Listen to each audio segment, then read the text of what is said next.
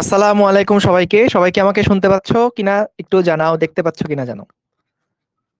এই উইকের রুটিন তো দিয়ে দেওয়া হয়েছে। রুটিন দেখো তোমাদের এই গ্রুপের কভার ফটোর মধ্যে আছে রুটিনটা। হ্যালো হ্যালো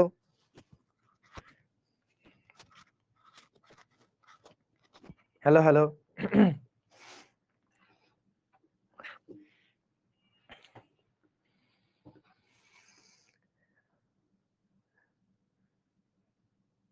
সবাই চলে আসো তাড়াতাড়ি, আমরা শুরু করে দিই। চলো,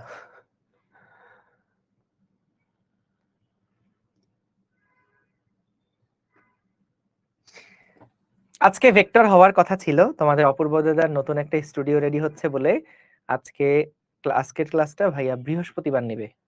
তো বৃহস্পতিবার গতিবিদ্যার ক্লাসটা আমি আজকে নিয়ে নিচ্ছি। বুঝতে পেরেছো? ঠিক আছে, মাইকটা আরো উপরে। হ্যাঁ, আরো উপরে কেমনে তুলবো? আরো উপরে কেমনে তুলবো? এরকম হাইটেই থাকে নরমালি। আশা করি শুনতে পাচ্ছ। কি ব্যাপার, চুল এরকম আওলা ঝাওলা হয়ে আছে কেন? আরে, বেশি আলোর মধ্যে আসলে চুল যে বেশি এলোমেলো এটা বোঝা যায়।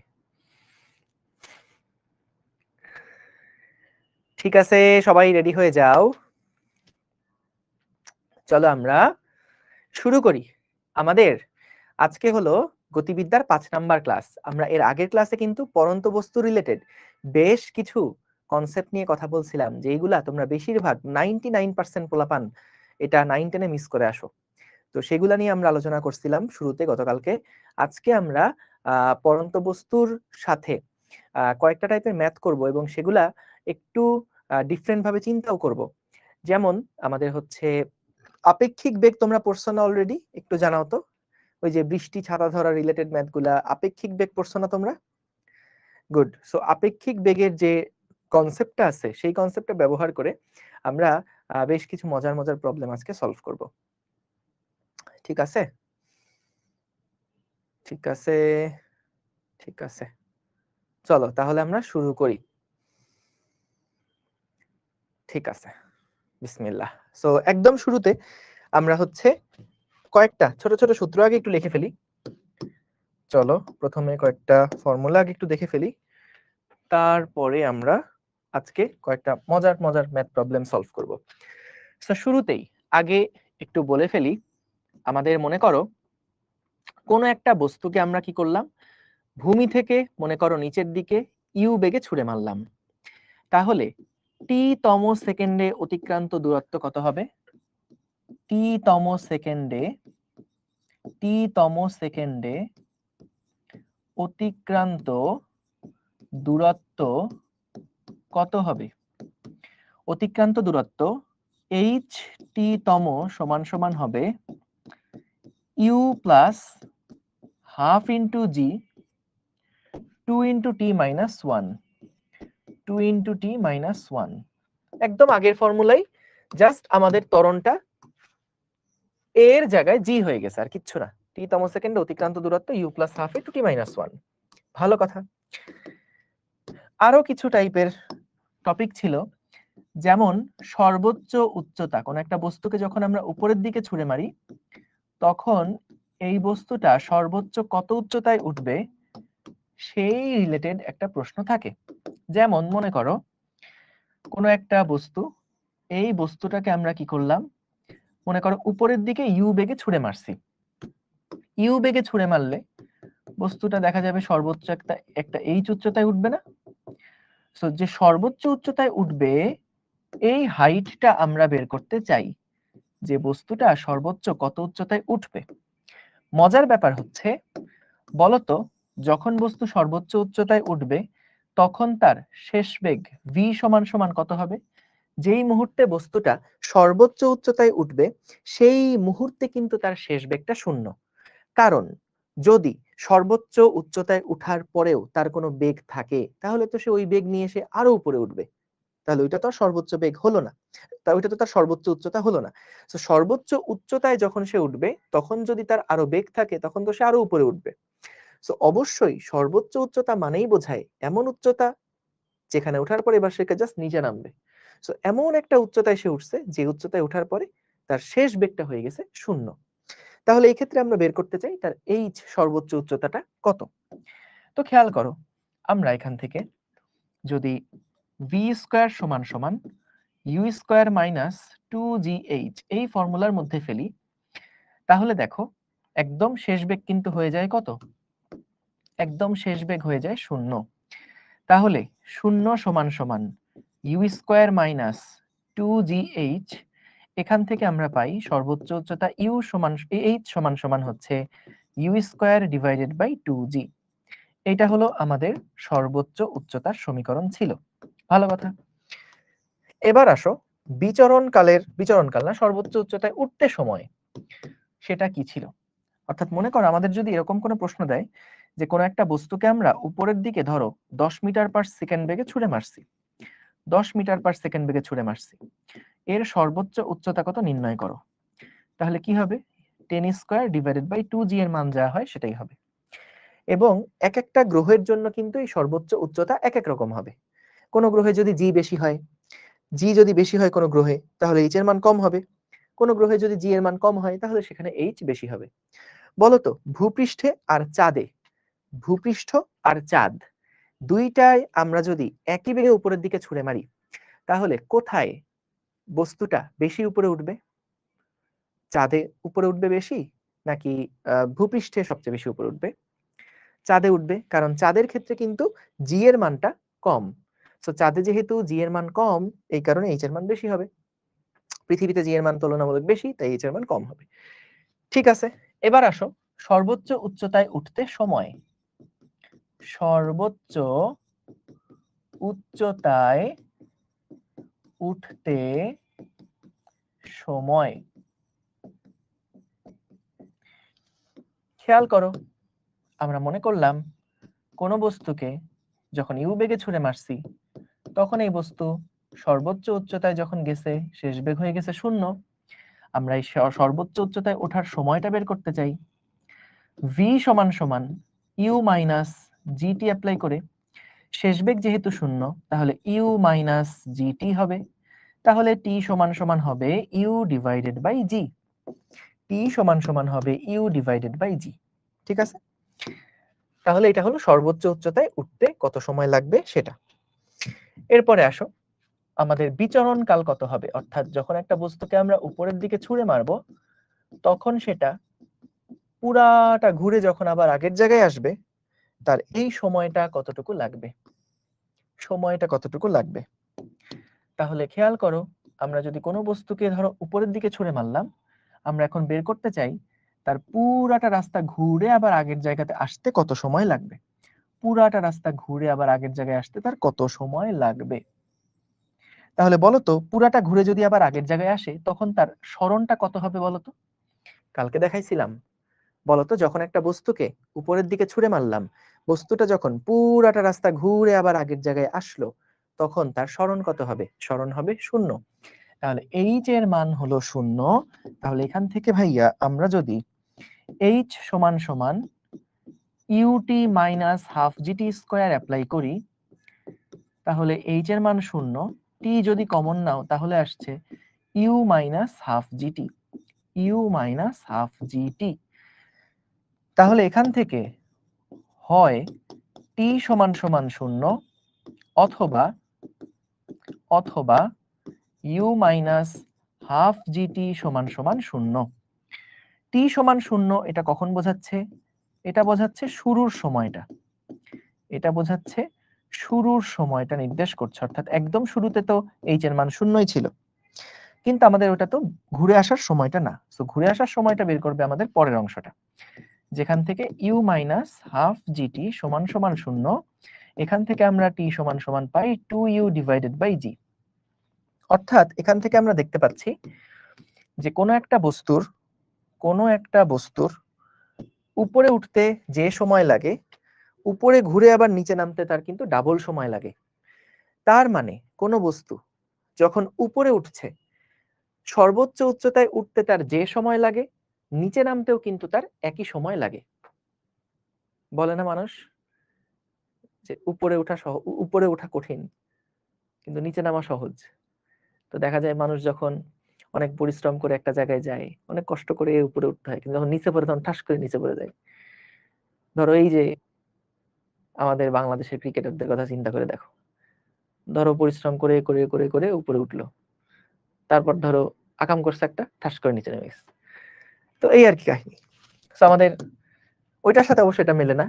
এখানে আবার উপরে উঠতেও যেই সময় লাগে নিচে নামতেও কিন্তু সেই একই পরিমাণ সময় লাগে।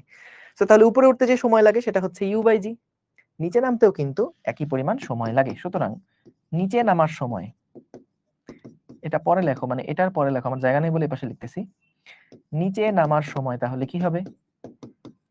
নিচে নামার যে সময় সেটা হচ্ছে 2u/g, সেটা হচ্ছে 2u/g মাইনাস u/g সমান সমান u/g।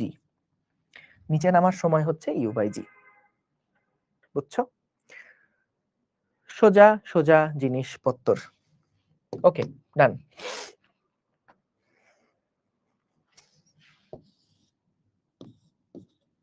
গুড, লেখা হয়ে গেছে আশা করি সবার। আশা করি সবার লেখা হয়ে গেছে।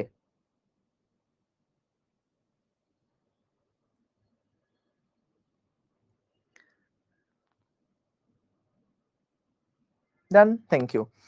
চলো এবার এই প্রবলেমটা একটু দেখে ফেলি। গাণিতিক সমস্যা 1 নাম্বার দাও। 1 নাম্বার গাণিতিক সমস্যা দেখো কি বলছে। লেকচার 5 গাণিতিক সমস্যা 1, রুয়েট 2010-11 সালে আসা প্রশ্ন। আমি এই সময় ক্লাস 10-এ পড়ি। আমাদের আর তোমার অপূর্ব দাদার যেই সালের সাথে আমাদের কিন্তু ক্লাস মিলে যায়। ধরো যখন 2006 সাল, এই সময় আমরা পড়ি ক্লাস 6-এ। 2007 সাল আমরা পড়ি ক্লাস 7-এ। 2008 সাল আমরা পড়ি ক্লাস 8-এ। তো এরকম আমাদের জন্য সালের সাথে ক্লাস মনে রাখা খুব সহজ। তো এটা হলো ক্লাস 10-এ 2010 সালের প্রশ্ন। ঠিক আছে, দেখি কি প্রশ্ন আসছে। কোন মিনারের উপর থেকে একটা মার্বেল সোজা নিচের দিকে ফেলে দেওয়া হলো। ভাইয়া, ফেলে দেওয়া মানে হচ্ছে ছুঁড়ে মারা না। ছুঁড়ে মারা আর ফেলে দেওয়ার মধ্যে পার্থক্য আছে। একটা হলো ছেড়ে দেওয়া, একটা হলো ছুঁড়ে দেওয়া। ছেড়ে দেওয়া মানে আদিবেগ শূন্য, ছেড়ে দিছি, ফেলে দিছি, ছেড়ে দিছি, একই কথা। আর ছুঁড়ে দিছি এটার মানে হচ্ছে নিচের দিকে একটা বেগ দিয়ে ছুঁড়ে দিছি। বুঝছো? তাহলে দেখো এখানে বলছে কোন মিনারের উপর থেকে একটা মার্বেল সোজা নিচের দিকে ফেলে দেওয়া হলো বা ছেড়ে দেওয়া হলো। মার্বেলটা ভূমি স্পর্শ করার পূর্ববর্তী সেকেন্ডে এত মিটার দূরত্ব অতিক্রম করে। মিনারটির উচ্চতা কত নির্ণয় করো। তাহলে দেখো কি বললো এখানে, একটা মার্বেল আদিবেগ শূন্য, তো মিনারের উপর থেকে আমরা এটাকে ছুঁড়ে মারছি। তো মিনারের উপর থেকে ছুঁড়ে মারার পরে, মিনারের উপর থেকে যখন আমরা ছুঁড়ে মেরেছি সেই সময় এটা তো নিচের দিকে পড়ছে। মনে করো এখানে আমাদের মিনার আছে, মিনারটা রাখলাম না, এইটা হচ্ছে আমাদের সেই উঁচু মিনার। এখান থেকে আমরা বস্তুটাকে ছেড়ে দিছি। তো মার্বেলটা ভূমি স্পর্শ করার পূর্ববর্তী সেকেন্ড। পূর্ববর্তী সেকেন্ড মানে কি? ঠিক আগ মুহূর্ত, যেটা ঠিক আগ মুহূর্ত। তো আমরা মনে করলাম পূর্ববর্তী সেকেন্ড মানে হচ্ছে টি সেকেন্ড। সো একদম এই পূর্ববর্তী সেকেন্ডে 34.3 মিটার দূরত্ব অতিক্রম করে। 34.3 মিটার দূরত্ব অতিক্রম করে। তার মানে বোঝাচ্ছে, সাপোজ এটার মানে কি, মনে করো কোন একটা বস্তুকে উপর থেকে ছেড়ে দিছো, এই বস্তুটা নিচে নামছে 3 সেকেন্ড পরে। তাহলে পূর্ববর্তী সেকেন্ড মানে কি? পূর্ববর্তী সেকেন্ড মানে হচ্ছে তৃতীয় সেকেন্ডের কথা বলা হচ্ছে। মানে পড়ার ঠিক আগের যে সেকেন্ডটা, ওই সেকেন্ডে বস্তুটা গেছে 34.3 মিটার। কথা বুঝছো কি বললাম? উপর থেকে একটা বস্তুকে ছেড়ে দেওয়া হয়েছে। সো ছেড়ে দিলে আমাদেরকে বলছে যে মার্বেলটা ভূমি স্পর্শ করার ঠিক পূর্ববর্তী সেকেন্ডে, তার মানে আগের 1 সেকেন্ডে সেটা যেই দূরত্ব অতিক্রম করে সেটা হচ্ছে 34.3 মিটার দূরত্ব। তো মনে করো এটার নিচে পড়তে সময় লাগছে 3 সেকেন্ড, উপর থেকে ছেড়ে দিছো 1 2 3 সেকেন্ড পরে নিচে পড়ছে। তাহলে পূর্ববর্তী সেকেন্ড মানে ওই 2 থেকে 3 এর যে সেকেন্ডটা বা তৃতীয় যে সেকেন্ডটা, ওই সেকেন্ডের অতিক্রান্ত দূরত্বটা দেওয়া আছে। তো সেই অতিক্রান্ত দূরত্ব হচ্ছে 34.3। আমরা কত সেকেন্ড পরে নিচে পড়ছে এটা তো আর জানি না, তো এই জন্য আমরা ধরে নিলাম যে বস্তুটা টি সেকেন্ডে নিচে পড়ছে। বস্তুটা টি সেকেন্ড, 0 থেকে টি সেকেন্ড লাগছে তার নিচে পড়তে। তাহলে টি তম সেকেন্ড শুরু হয়েছে কি তার একটু আগের থেকে, যেমন 3 সেকেন্ডে নিচে পড়ছে। দেখো তো কোন একটা বস্তু যদি বলি 3 সেকেন্ডে নিচে পড়ছে, তাহলে পুরা নিচে পড়তে সময় লাগছে 3 সেকেন্ড। কিন্তু বলো তো তৃতীয় সেকেন্ড শুরু হয়েছে কোত্থেকে? তৃতীয় সেকেন্ড শুরু হয়েছে কোত্থেকে? তৃতীয় সেকেন্ড মানে কি 2 থেকে 3, তাহলে তৃতীয় সেকেন্ড শুরু হয়েছে কিন্তু একটু আগের এখান থেকে। অর্থাৎ এই লাস্ট সেকেন্ড বা সর্বশেষ সেকেন্ড বা তৃতীয় সেকেন্ডে সে 34.3 মিটার দূরত্ব অতিক্রম করে। এইটার কথা আমাদেরকে বলছে। এইটা ক্লিয়ার? সবাই বলো তো, এইটা ক্লিয়ার? বলো, এইটা ক্লিয়ার কিনা বলো। Very good, very good. তাহলে লক্ষ্য করো, আমরা এখানে সর্বশেষ সেকেন্ডে অতিক্রান্ত দূরত্ব এভাবে বের করতে পারি যে সর্বশেষ সেকেন্ডে অতিক্রান্ত দূরত্ব, মানে কিন্তু তম সেকেন্ডে অতিক্রান্ত দূরত্বের সূত্র বসবে। তম সেকেন্ডে, সর্বশেষ সেকেন্ড, সর্বশেষ সেকেন্ডে অতিক্রান্ত দূরত্ব হচ্ছে এইচ টি তম সমান সমান হচ্ছে u plus half into g 2 into t minus 1। আগেই বলে দিছি, আমরা ফেলে দিছি, তার মানে আদিবেগ শূন্য। আমরা 34.3 মিটার দূরত্ব অতিক্রমের কথা বলা হয়েছে। 34.3 মিটার দূরত্ব সমান সমান half into 9.8 2 into t minus 1। তাহলে এখান থেকে আমরা টি এর মানটা বের করে ফেলবো। 34.3 into 2 divided by 9.8 plus 1 divided by 2, এটা আসে 4 সেকেন্ড। টি এর মান আসে 4 সেকেন্ড। টি এর মান আসে 4 সেকেন্ড। দেখো তো আমার ক্যালকুলেশন ঠিক আছে কিনা, ক্যালকুলেটর একবার চেপে দেখো এই হিসাব ঠিক আছে কিনা। ঠিক আছে, তাহলে 4 সেকেন্ড হচ্ছে মানে চতুর্থ সেকেন্ড। টি মানে কি, কোনটা বের হইছে? টি মানে বের হইছে যে চতুর্থ সেকেন্ড। ঠিক আছে, 4 সেকেন্ড মানে এটা কিন্তু চতুর্থ সেকেন্ড। এটা কিন্তু চতুর্থ সেকেন্ড। ঠিক আছে, টি সমান 4 মানে এটা হলো 4th সেকেন্ড। লাস্ট সেকেন্ড মানে লাস্ট সেকেন্ড হচ্ছে 4 নাম্বার সেকেন্ডটা। তাহলে বলো তো 4 সেকেন্ডে মোট কত দূরত্ব অতিক্রম করলো? সুতরাং 4 সেকেন্ডে অতিক্রান্ত দূরত্ব কত হবে? 4 সেকেন্ডে অতিক্রান্ত দূরত্ব কত হবে? 4 সেকেন্ডে অতিক্রান্ত দূরত্ব h সমান সমান আদিবেগ তো শূন্য, তাহলে জাস্ট হবে হাফ জি টি স্কয়ার। তাহলে 4 সেকেন্ডে অতিক্রান্ত দূরত্ব হাফ ইন্টু 9.8 ইন্টু 4 স্কয়ার। তাহলে এখান থেকে আমরা h এর মান পেয়ে যাব। কত আসে? 4.9 ইন্টু 4 স্কয়ার, 78.4। তাহলে এটা হচ্ছে আমাদের মিনারের উচ্চতা। অনেক স্টুডেন্ট কি করবে, এই জায়গাতে এসে অ্যান্সার লিখে দিয়ে চলে আসবে। সাবধান, এটা কিন্তু অ্যান্সার না। আমাদেরকে জানতে চাইছে কি মিনারের উচ্চতা কত নির্ণয় করো। ঠিক আছে, মিনারের উচ্চতা কত নির্ণয় করো। বুঝতে পেরেছো?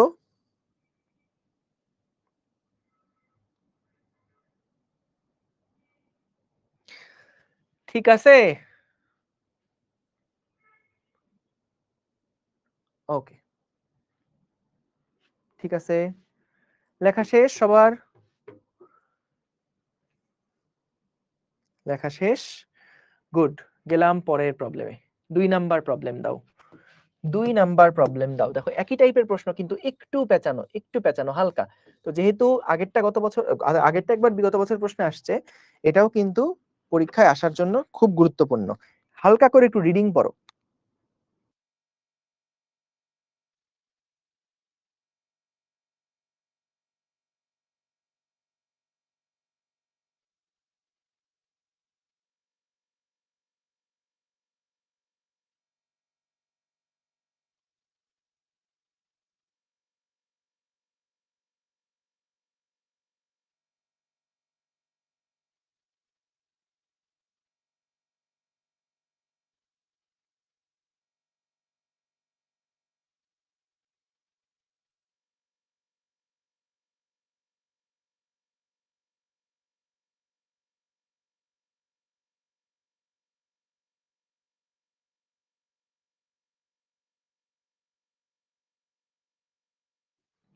ঠিক আছে, ওকে, গুড। দেখো এখানে কি বলছে, একটা পাথরকে 19.6 মিটার উচ্চতা থেকে ফেলা হলো। শেষ মিটার পথটি অতিক্রম করতে পাথরটার কত সময় লাগবে? দেখো শেষ সেকেন্ডে কত দূরত্ব এটা কিন্তু চাই নাই, এটা চাইলে সরাসরি আমরা h সমান ut প্লাস হাফ ইন্টু জি টু টি মাইনাস ওয়ান অর্থাৎ তম সেকেন্ডের ফর্মুলা অ্যাপ্লাই করে কিন্তু করে ফেলতে পারতাম। কিন্তু এখানে কি বললো, একটা পাথরকে 19.6 মিটার উচ্চতা থেকে ফেলা হয়েছে, পাথরকে 19.6 মিটার উচ্চতা থেকে ফেলা হয়েছে। এখন শেষ মিটার পথ অতিক্রম করতে কত সময় লাগবে, শেষ মিটার পথ অতিক্রম করতে, এর মানে কি খেয়াল করো, আমাদের এখানে জানতে চাইছে একটা পাথর, সেই পাথরটাকে যখন আমরা ভূমি থেকে নিচের দিকে ফেলবো সেটা 19.6 মিটার নিচে পড়বে, আমাদেরকে বের করা লাগবে শেষ মিটার পথ অতিক্রম করতে কত সময় লাগে। অর্থাৎ অর্থাৎ বলতো শেষ মিটার মানে এই লাস্ট 1 মিটার না, তাহলে বলতো বাকি রাস্তার দৈর্ঘ্যটুকু কত, লাস্ট 1 মিটারের সময় আমাদের জানা লাগবে, বাকি রাস্তাটুকুর দৈর্ঘ্য কত 18.6, বাকি রাস্তাটুকুর দৈর্ঘ্য হচ্ছে 18.6 মিটার, পুরাটা হলো 19.6 মিটার, শেষ 1 মিটার বাদ দিলে বাকি অংশটুকু 18.6 মিটার। এখন সহজ জিনিস, আমরা বের করব এই 19.6 মিটার যাইতে টাইম কতটুকু লাগছে এবং 18.6 মিটার নিচে নামতে তার টাইম কতটুকু লাগছে। যেহেতু ফেলা হলো তার মানে আদিবেগ কত, আদিবেগ হচ্ছে 0। তাহলে আসো এই প্রথম যে 19.6 মিটার এই দূরত্ব নিচে নামতে কত সময় লাগবে, 19.6 মিটার দূরত্ব নিচে নামতে সময় লাগবে 19.6 মিটার দূরত্ব নিচে নামতে সময় লাগবে h1 সমান সমান আদিবেগ 0 হাফ জি t1 স্কয়ার। তাহলে দেখো 19.6 is equals to half into 9.8 into t square, এখান থেকে আমরা t1 এর মানটা বের করে ফেলতে পারবো। সো তাহলে কত আসে 2 into 19.6 divided by 9.8, কত আসে এটা 2 into 9.8 divided 2 into 19.6 divided by 9.8 আসে হচ্ছে 2 সেকেন্ড, তার মানে পুরাটুকু নিচে নামতে কিন্তু তার সময় লাগে 2 সেকেন্ড। এইটা আমাদের চাই নাই, আমাদের কি চাইছে বলতো, আমাদের চাইছে লাস্ট 1 মিটার দূরত্ব নিচে নামতে কতটুকু সময় লাগে। তাহলে লাস্ট 1 মিটার বের করব, কিন্তু আমরা যদি এটা বের করতে পারি যে 1 মিটার বাদ দিয়ে বাকি অংশটুকু নামতে তার কতক্ষণ সময় লাগে, তাহলে পুরা সময় থেকে ওই সময়টা বাদ দিলেই তো 1 মিটার নামতে সময়। তাহলে আসো আমরা দেখি 18.6 মিটার দূরত্ব নিচে নামতে কত সময় লাগবে, এত মিটার দূরত্ব নিচে নামতে সময় লাগবে কত সেটা আমরা বের করি। সো এটা হচ্ছে h2 সমান সমান 18.6 সমান সমান আদিবেগ 0 half into g into t2 square. তাহলে t2 সমান সমান 2 into 18.6 divided by 9.8 square root. তাহলে দেখো 2 ইন্টু 18.6 ডিভাইডেড বাই 9.8, এটা রুট করলে আসে 1.95 সেকেন্ড, 1.95 সেকেন্ড। তাহলে সুতরাং শেষ 1 মিটার পথ অতিক্রম করতে, শেষ 1 মিটার পথ অতিক্রম করতে সময় লাগে t1 minus t2। So 2 second থেকে 1.95 সেকেন্ড বাদ দিলে যে 0.05 সেকেন্ড আসে সেটাই হচ্ছে আমাদের শেষ 1 মিটার পথ অতিক্রম করতে সময়। বুঝছো? সহজ। আচ্ছা, একজন বলছো ভাইয়া তম সেকেন্ডের সূত্র কেন নিলাম না, একটু ঠান্ডা মাথায় চিন্তা করো, একটু ঠান্ডা মাথায়। তম সেকেন্ডে আমরা কি বের করি, 1 সেকেন্ডে কত দূরত্ব যায়, 1 সেকেন্ডে কত দূরত্ব যায়, আমাদের কি 1 সেকেন্ডে দূরত্ব চাইছে নাকি বলছে লাস্ট 1 মিটার যেতে কত সময় লাগবে। দেখো কি বলছে, লাস্ট 1 মিটার যেতে কত সময় লাগবে, তো এটা তো শেষ সেকেন্ড বা কত সেকেন্ড, এত তম সেকেন্ডে অতিক্রান্ত দূরত্ব এরকম তো কিছু চাই নাই। দুইটার মধ্যে পার্থক্য বুঝছো, একটা বললো কি যে শেষ সেকেন্ডে অতিক্রান্ত দূরত্ব বের করো, তো শেষ সেকেন্ডে অতিক্রান্ত দূরত্ব এটা তম সেকেন্ড দিয়ে, ঠিক আছে, কারণ সেকেন্ডে দূরত্ব চাইছে।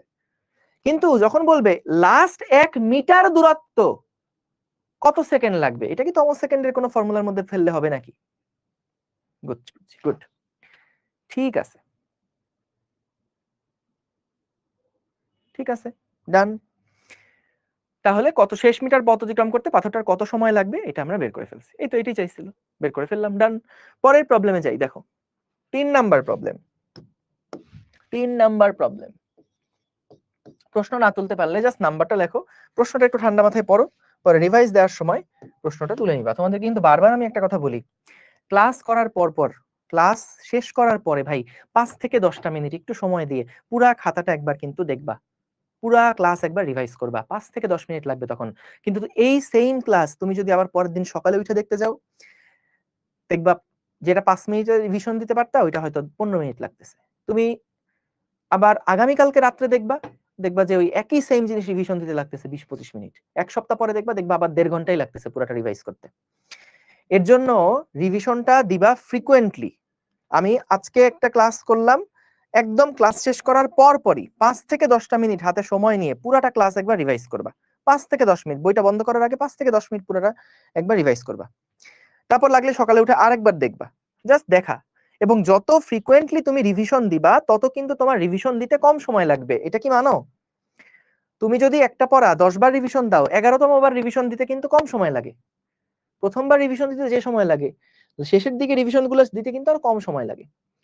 এই কারণে রিভিশনের ফ্রিকোয়েন্সি যত বাড়াবা তত কিন্তু কম টাইমে রিভিশন দিতে পারবা। কারণ তোমরা এখন থেকেই তোমরা প্রায় এই প্রশ্ন করো যে ভাই রিভিশন দিতে অনেক সময় লাগে, রিভিশন আগে সব পড়া ভুলে গেছি, রিভিশন দিতে অনেক টাইম লাগে, হ্যান ত্যান। এটা এখনো শুরু না হলে আর 1 মাস পরেই তোমাদের এই কান্নাকাটি শুরু হয়ে যাবে। এটার একমাত্র সলিউশন হচ্ছে বারবার পড়া রিভাইজ করা, যাতে করে যে কোনো বার রিভিশন দিতে কম সময় লাগে। কারণ যত ফ্রিকোয়েন্টলি রিভিশন দিবা তত কিন্তু পরের বার রিভিশন দিতে কম সময় লাগবে। বুঝছো? ওকে, দেখো কি বলছে, দেখো একটা বস্তুকে উচ্চ স্থান থেকে নিচে ফেলে দেওয়া হলো, পতনের চতুর্থ এবং ষষ্ঠ সেকেন্ডে যথাক্রমে এত মিটার যায়, বস্তুর আদিবেগ এবং ত্বরণ বের করে। এটা তো কোনো ম্যাথই না। আমাদের তম সেকেন্ডে অতিক্রান্ত দূরত্ব বলছে, চতুর্থ সেকেন্ডে অতিক্রান্ত দূরত্ব। চলো S4 লিখি। S4 সমান সমান নিচে ফেলে দেওয়া হয়েছে বলে আদিবেগ 0, তাহলে half into g into 2 into 4 minus 1।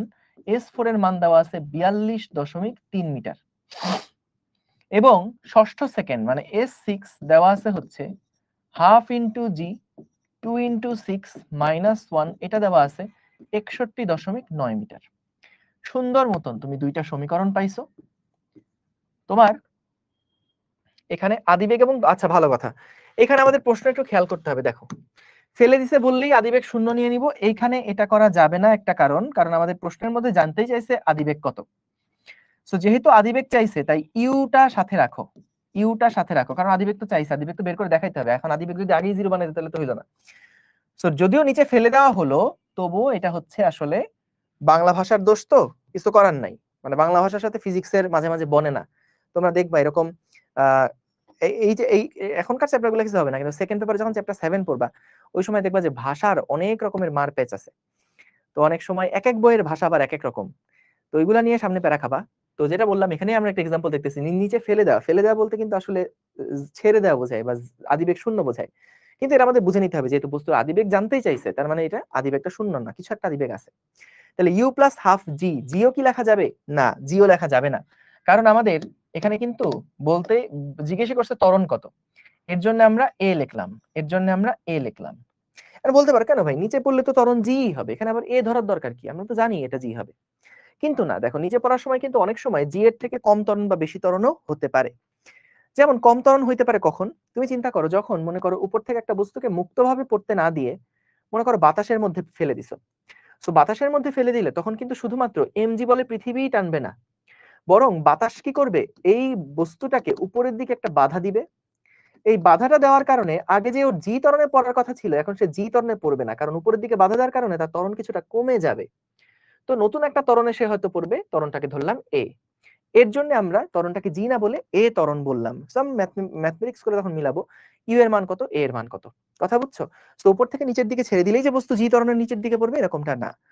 ঠিক আছে, এই ত্বরণটা আমরা কিন্তু এটা এ ধরে নিলাম এবং এই এর মানটাই আমাদেরকে মূলত বের করতে হবে এবং ইউ এর মানটাও বের করতে হবে। এক্স্যাক্টলি, এই যে করে ফেলছো তোমরা, অনেকেই করে ফেলেছো, গুড।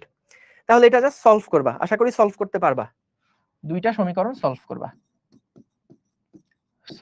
এটা না পারলে ওই ইয়াতে চলে যাবা, এসএসসি পরীক্ষা আরেকবার দিতে বসবা। হ্যাঁ, গেল।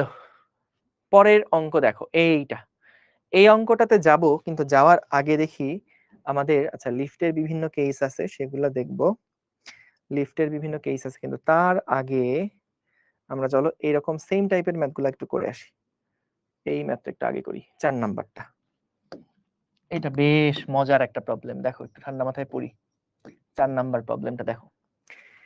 স্থির অবস্থায় ভেসে থাকা একটা বেলুন থেকে, ভেসে থাকা একটা বেলুন মানে যে একটা নির্দিষ্ট উচ্চতায় বেলুনটা স্থির হয়ে আছে, স্থির অবস্থায় ভেসে থাকা একটা বেলুন, অর্থাৎ বেলুনটা কিন্তু একটা জায়গাতে ফিক্সড হয়ে আছে, দাঁড়ায় আছে, খালি ভেসে আছে, স্থির আছে।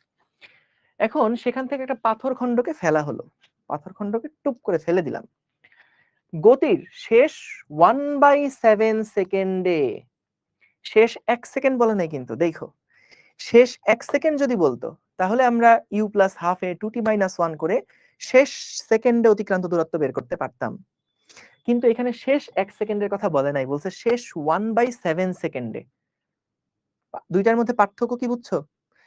যদি বলতো শেষ সেকেন্ড তাহলে তো ভাই h is equals two u plus half A 2t minus 1 করে ফেলতাম, কিন্তু এখানে বলতেছে শেষ 1/7 সেকেন্ডে, অর্থাৎ শেষ 1 সেকেন্ড না, শেষ 1/7 সেকেন্ডে, সেটা 13.9 মিটার অতিক্রম করে মাটিতে পড়লো। বেলুনের উচ্চতা এবং ভূমি স্পর্শ করার সময় পাথরের গতিবেগ নির্ণয় করো। ভাইয়া দেখো, এই টাইপের ম্যাথগুলোর ক্ষেত্রে বুঝতেই পারছো সমীকরণ বিল্ড আপ করাটা সবচেয়ে গুরুত্বপূর্ণ। তুমি যদি সমীকরণ ঠিকঠাক বিল্ড আপ করে ফেলতে পারো তাহলে ম্যাথ করা জাস্ট সলভ করতে পার, মানে ইকুয়েশন সলভ করা বা পুরাটাই তখন ম্যাথমেটিক্সের কাজ। আগে ফিজিক্সের কাজটা হচ্ছে সমীকরণ পর্যন্ত বিল্ড আপ করে ফেলা, এই পর্যন্ত করে ফেলতে পারলে কিন্তু ইউ আর ডান। তাহলে চলো দেখি কি বলছে। আমরা এখানে গতির শেষ 1/7 সেকেন্ডে, তাই না, আমরা মনে করলাম ধরো কোন একটা বস্তুকে যখন আমরা ফেলে দিছি, বস্তুটা মনে করো ভূমিতে এসে পড়ছে, তার সময় লাগছে টি সেকেন্ড, বলতো লাস্ট 1/7 সেকেন্ডের অতিক্রান্ত দূরত্ব আমাকে বের করতে হবে। তাহলে এর আগ পর্যন্ত যে সময়টা, এই সময়টাকে আমরা বললাম ধরো টি প্রাইম। আবার শোনো ভালো করে, টি সেকেন্ড হচ্ছে পুরাটা পড়তে কত সময় লাগে, আর টি প্রাইম সেকেন্ড হচ্ছে যে 1/7 সেকেন্ড বাদ দিয়ে যেই বাকি সময়টা আছে, এই সময়টাকে নির্দেশ করছে হলো টি প্রাইম দিয়ে, যথারীতি ধরো একদম নিচে যেই দূরত্বটা, এই দূরত্বটা মনে করলাম h, এবং এখান থেকে এই পর্যন্ত যেই দূরত্বটা, এটাকে মনে করলাম h প্রাইম। কথা কি বুঝছো? তাহলে খেয়াল করো, আমরা এখান থেকে প্রথমে আসো h এর জন্য আগে ফর্মুলাটা লিখি। h দূরত্ব নিচে নামতে ফর্মুলা কি হবে, যদি যেহেতু ফেলে দেওয়া হয়েছে তাহলে আদিবেগ শূন্য, h সমান সমান হাফ ইন্টু gt স্কয়ার। খেয়াল করো, আমরা ধরে নিচ্ছি পুরাটা নিচে পড়তে তার সময় লাগে টি সেকেন্ড, তাহলে পুরাটা নিচে পড়তে যদি তার সময় লাগে টি সেকেন্ড, তাহলে h হলো মোট দূরত্ব, h সমান সমান ইউটি আদিবেগ শূন্য হাফ জি স্কয়ার। এবং দেখো আমাদের লাস্ট 1/7 সেকেন্ডে কতটুকু দূরত্ব গেছে এটা বলে দিছে, 13.9 মিটার দূরত্ব গেছে।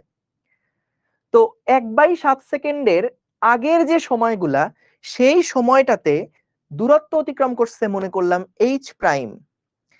তাহলে বলতো h প্রাইম সমান কি লেখা যাবে? h প্রাইম দূরত্বটা নামতে তার কত সময় লাগছে বলতে পারবা? h প্রাইম দূরত্ব নামতে তার কত সময় লাগছে? মোট সময় থেকে 1/7 বাদ দিলে যে সময় হয় সেই সময় লাগছে। কথা দেখো, মোট সময় থেকে 1/7 সেকেন্ড বাদ দিলে যে সময়টা থাকে, এই সময় যতটুকু দূরত্ব যায় এটাই তো h প্রাইম। তাহলে h প্রাইম সমান সমান half into g into t minus 1/7 square. এখন আমাদের কোন ডেটাটা দেওয়া আছে বলতো? আমাদের দেওয়া আছে 1/7 সেকেন্ডে সেটা কত দূরত্ব নিচে নামে, এই হাইটটা আমাদের প্রশ্নে দেওয়া আছে, হুইচ ইজ 13.9 মিটার। বলতো 13.9 মিটার তাহলে আমাদের এইচ আর এইচ প্রাইম দিয়ে যদি প্রকাশ করতে চাই তাহলে কিভাবে প্রকাশ করব? 13.9 মিটারটা কিভাবে প্রকাশ করব? সো আমরা লিখতে পারি এইচ মাইনাস এইচ প্রাইম সমান সমান এই 1 নাম্বার সমীকরণ থেকে 2 নাম্বার সমীকরণটা বাদ দিচ্ছি। কেন বাদ দিচ্ছি? কারণ আমাদের যে ডেটাটা দেওয়া আছে ভাই, এই ডেটাটা তো আমাদের ইউজ করা লাগবে, না হলে আমি আননোন বের করব কিভাবে? তো আমাদের একটা সমীকরণ দেওয়া, আর একটাও সমীকরণ দেওয়া, 1 আর 2 দেওয়া। তো এইচ হলো পুরাটা, এইচ প্রাইম হচ্ছে 1/7 এর আগ পর্যন্ত। তাহলে এইচ থেকে এইচ বাই প্রাইম বাদ দিলে যেই দূরত্ব থাকে, এই দূরত্বই তো 13.9। এজন্যই আমরা 1 থেকে 2 কে বাদ দিচ্ছি, 1 নাম্বার থেকে 2 নাম্বারকে বাদ দিচ্ছি, 1 নাম্বার সমীকরণ থেকে 2 নাম্বার সমীকরণকে বাদ দিচ্ছি। এইচ মাইনাস এইচ প্রাইম সমান সমান হাফ জি টি স্কোয়ার মাইনাস হাফ জি T minus 1/7 square. H minus H prime এর মান হচ্ছে 13.9। ভাইয়া দেখো, এখানে হচ্ছে ছোট্ট একটা স্ট্র্যাটেজির কথা মাথায় রাখো। আমরা হুট করে কেন এইচ মাইনাস এইচ প্রাইমে গেলাম? কি কারণে আমরা গেলাম? কারণটা দেখো সিম্পল, এখন এটা মেক সেন্স করতেছে যে হ্যাঁ 13.9 মিটার এই ডেটাটা আমাদের দেওয়া আছে। তো এই ডেটাটা আমরা কিভাবে সমীকরণের সাহায্যে নিয়ে আসতে পারি, এইটাই আমরা দেখলাম। এখন তুমি বলতে পারো কেন ভাই, আমরা তো তম সেকেন্ডের সূত্র জানতাম, এইচ সমান সমান u plus half into g into 2t-1। তো এখানে ভাই 1/7 সেকেন্ড বসাই দিতাম, এখানে আমরা এইচ এর মান দেওয়া আছে, তাহলে তো হয়ে যেত। কিন্তু কথা হচ্ছে এটা কিন্তু 1 সেকেন্ড না, এটা কিন্তু 1 সেকেন্ড না। এই টিটা কোন টি বসে, এইটা কোন টি বসে, এটা কোন টি বসে? যদি আমাদেরকে বলতো 5 সেকেন্ডের নিচে পড়ে, তাহলে আমরা যদি এখানে 5 বসাতাম, তার মানে বের হতো পঞ্চম সেকেন্ডে অতিক্রান্ত দূরত্ব কত। যদি 4 বসাই, তার মানে কি চতুর্থ সেকেন্ডে অতিক্রান্ত দূরত্ব কত। যদি তুমি এই সূত্রের মধ্যে 1/7 বসাও, তাইলে বের হবে যে 1/7 সেকেন্ডে অতিক্রান্ত দূরত্ব কত, এটা 0 থেকে 1/7 এর মধ্যে অতিক্রান্ত দূরত্ব কত সেটা বের হবে। যখন তুমি এখানে পঞ্চম সেকেন্ড বসাবা, 5 বসাবা, যখন এই টি এর মানটা তুমি 5 বসাবা, তখন কি বের হবে? 5 বসানো মানে বের হবে 4 নাম্বার সেকেন্ড থেকে 5 নাম্বার সেকেন্ডের মধ্যে অতিক্রান্ত দূরত্ব কত, 4 থেকে 5 এর মধ্যে অতিক্রান্ত দূরত্ব কত সেটা বের হবে। সো এর জন্য কিন্তু আমরা এখানে ওই দেখো 5 বসানো মানে পঞ্চম সেকেন্ড, 4 বসানো মানে চতুর্থ সেকেন্ড, 1/7 সেকেন্ড এটা তো ভগ্নাংশ সেকেন্ড, 1 নাম্বার। 2 নাম্বার হচ্ছে যদি এখানে 1 বসাই তাহলে তো 0 থেকে 1 সেকেন্ডের মধ্যে অতিক্রান্ত দূরত্ব বের হয়, কিন্তু আমাদের তো বলছে শেষ 1/7 সেকেন্ডে অতিক্রান্ত দূরত্ব কত। তো এর জন্য আমরা শেষ সেকেন্ডের মোট দূরত্ব আর 1/7 সেকেন্ড বাদ দিয়ে যে সময়টা, ওই সময়ে মোট দূরত্ব, দুইটাকে বিয়োগ করে কিন্তু দেখো 13.9টাকে ইউজ করতে পারতেছি।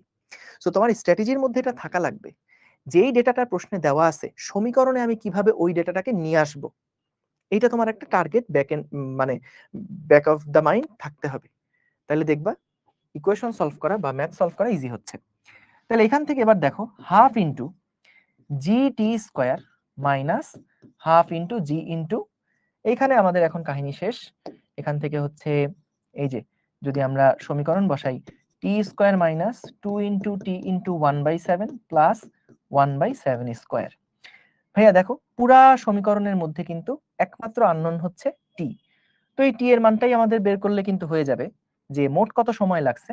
তাহলে এই বেলুনের উচ্চতা কত, ভূমি স্পর্শ সময়, পাথরটির গতিবেগ কত, দুইটাই বের হয়ে যাবে। তাহলে আমরা এখান থেকে এই যে হাফ জি টি স্কোয়ার যে আছে, এখান থেকে আমরা ধরো 13.9 এখানে লিখলাম, হাফ ইন্টু জি টি স্কোয়ার মাইনাস হাফ ইন্টু জি টি স্কোয়ার, মাইনাসে প্লাস, হাফ আর 2 কাটাকাটি হয়ে জি ইন্টু টি ডিভাইডেড বাই 7 প্লাসে মাইনাসে minus half into g into 1/7 square.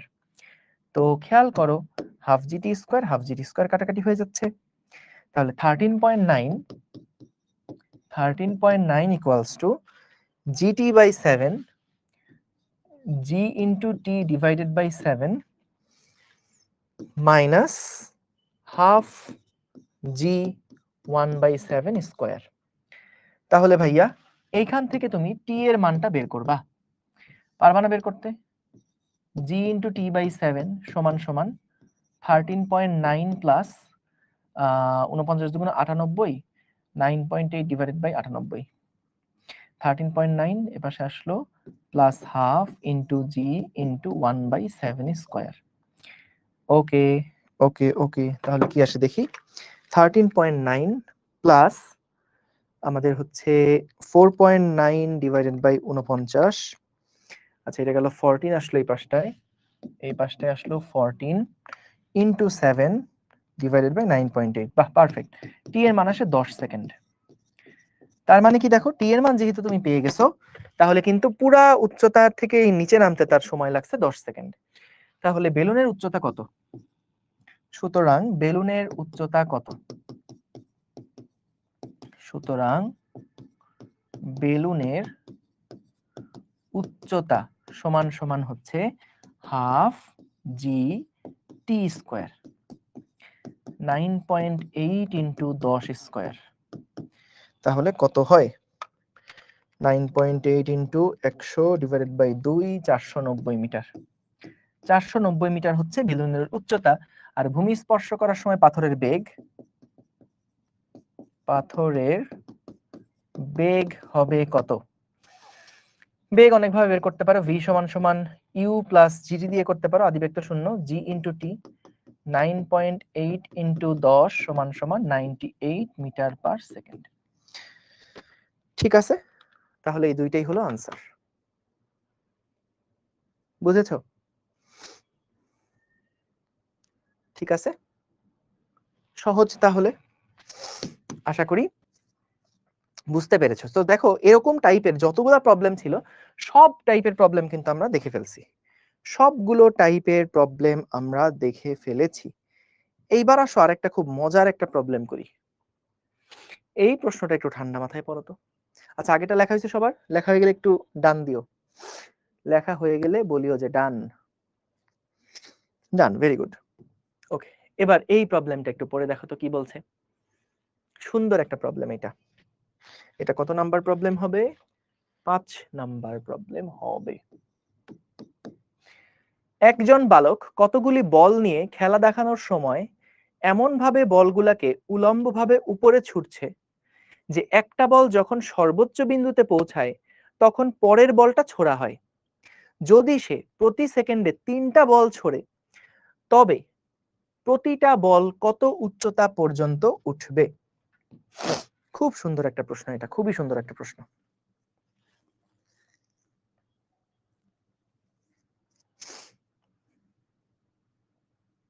আশা করি প্রশ্নটা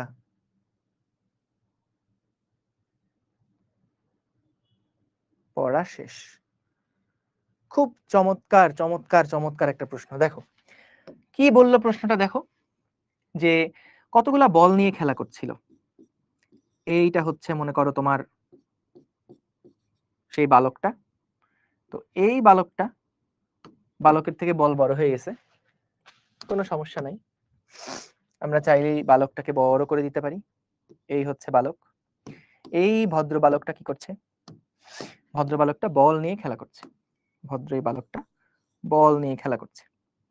সেই বল নিয়ে খেলা করার সময় সে কি করলো? প্রথম একটা বলকে যখন উপরের দিকে তুললো, এই বলটা যখন সর্বোচ্চ উচ্চতায় উঠছে, খেয়াল করো কথাটা, এই বলটা যখন প্রথম বলটা যখন সর্বোচ্চ উচ্চতায় উঠছে, প্রথম বলটা যখন সর্বোচ্চ উচ্চতায় উঠছে, সেই মুহূর্তে সে দ্বিতীয় বলটাকে ছুড়ছে। বুঝছো? প্রথম বলটা কিন্তু উপরের দিকে উঠছে, প্রথম বলটা অলরেডি তার ছোড়া শেষ, প্রথম বলটা ছুড়ে মারছে উপরের দিকে। এই বলটা যেই মুহূর্তে সর্বোচ্চ উচ্চতায় উঠলো, সেই সময় সে দ্বিতীয় বলটাকে ছুড়ে মারলো। তারপরের কাহিনী কি হবে? তারপরের কাহিনী হচ্ছে এই বলটা আস্তে আস্তে কি হবে? নিচের দিকে পড়বে। তো এটাও যখন উপরের দিকে ছুড়বে, এই বলটাকে যখন সে উপরের দিকে ছুড়ে মারছে, এটা যখন সর্বোচ্চ উচ্চতায় উঠবে, তখন কিন্তু সে 3 নাম্বার বলটাকে ছুড়ে মারবে। দেখো, এটা হলো 1 নাম্বার বল, এটা হলো 2 নাম্বার বল। 1 নাম্বার বলটা যখন সর্বোচ্চ উচ্চতায় উঠছে, তখন 2 নাম্বার বলটাকে সে একটা বেগ দিছে। এটা গেল 1 নাম্বার বল, এটা এখন নিচের দিকে ফেরত আসছে। আর 2 নাম্বার যে বলটা, সেটা যখন সর্বোচ্চ উচ্চতায় উঠছে, তখন সে 3 নাম্বার বলটাকে ছুড়ে মারছে। এবং এই পুরা কাহিনীটা সে করছে কতক্ষণ সময়ের মধ্যে? পুরা কাহিনীটা সে করছে 1 সেকেন্ড সময়ের মধ্যে। 1 সেকেন্ড সময়ের মধ্যে সে 3 বার বলটা উপরের দিকে উঠাইছে। বুঝছো? 1 সেকেন্ড সময়ের মধ্যে সে 3 বার এই কাজটা করছে। বুঝছো? একজন বালক কতগুলা বল নিয়ে খেলা দেখানোর সময় এমন ভাবে বলগুলোকে উলম্বভাবে ছুড়ে মারছে যে একটা বল যখন সর্বোচ্চ বিন্দুতে পৌঁছাইছে তখন পরের বলটা ছুটছে, এটা যখন সর্বোচ্চ উচ্চতায় উঠছে তখন 3 নাম্বার বলটাকে ছুটছে। বুঝছো? প্রতি সেকেন্ডে সে 3টা করে বল ছুটছে। সো প্রতি সেকেন্ডে 1 সেকেন্ডে সে প্রথম বল ছুটছে, দ্বিতীয় বল ছুটছে, তৃতীয় বল ছুটছে। তাহলে বলো তো আমাদের 1 সেকেন্ডে যেহেতু 3টা বল ছুটছে, তাহলে তাহলে চতুর্থ বল ছোড়ার আগ মুহূর্তে, মানে 1 সেকেন্ডে 3টা বল ছুড়ে মানে কি? 1 সেকেন্ডে 3টা বল ছোড়ার মানে হচ্ছে প্রথম বল ছুড়লো, দ্বিতীয় বল ছুড়লো, তৃতীয় বল ছুড়লো, চতুর্থ বল ছোড়ার আগ মুহূর্ত পর্যন্ত যে সময়টা, সেই সময়টা হচ্ছে 1 সেকেন্ড। কথা বুঝুনি? মনে করো টাইম সমান সমান 0 সেকেন্ড, এই সময় হচ্ছে মনে করো টাইম সমান সমান হচ্ছে 0 সেকেন্ড। তো এই 0 সেকেন্ড সময়ের মধ্যে, আচ্ছা না এখানে আসলে আরেকটা ছবি আঁকলে ভালো হয়, দাঁড়াও আরেকটা ছবি আঁকলে ভালো হয়, কোনো দরকার নেই ছবি আঁকা দরকার নাই। এখানে হচ্ছে এটাকে সরাই দিয়ে আমি এই বলটাকে রাখি, দেখো এই যে।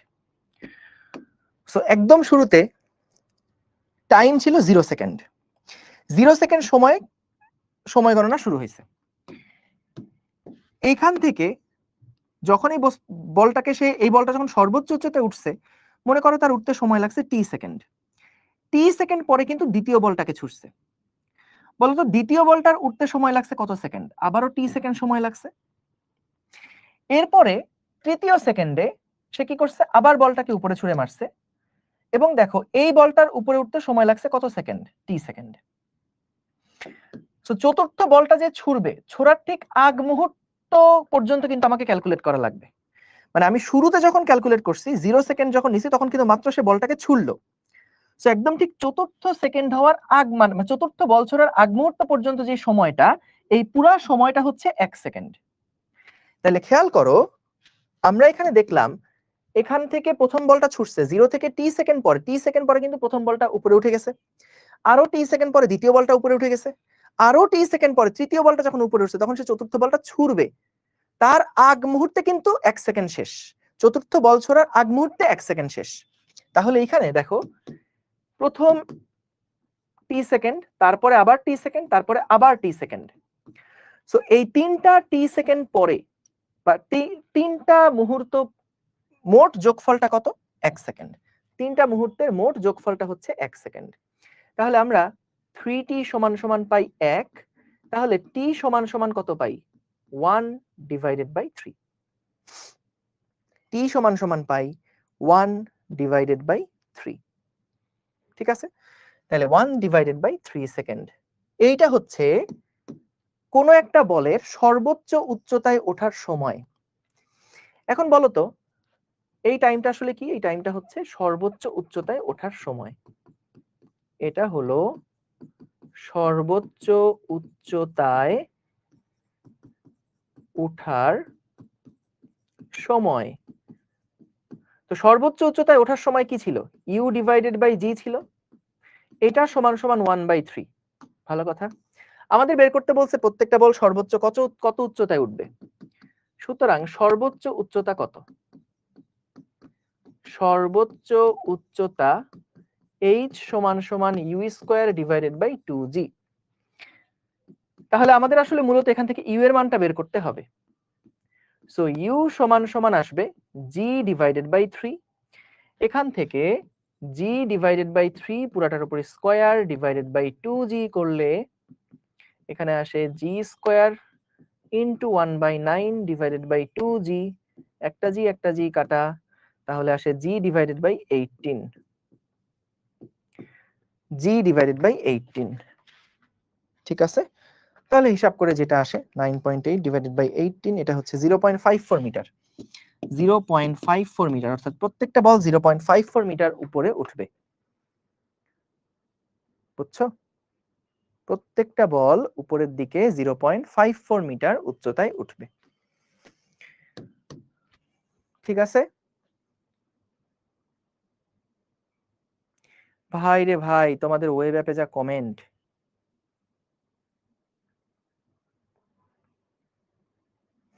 হ্যাঁ ঠিকই বলছো, সেকেন্ড বল সর্বোচ্চ উচ্চতায় ওঠার সময় আর প্রথম বল নামার সময় সেম, তো এটা আমাদের গুরুত্বপূর্ণ ডেটা না।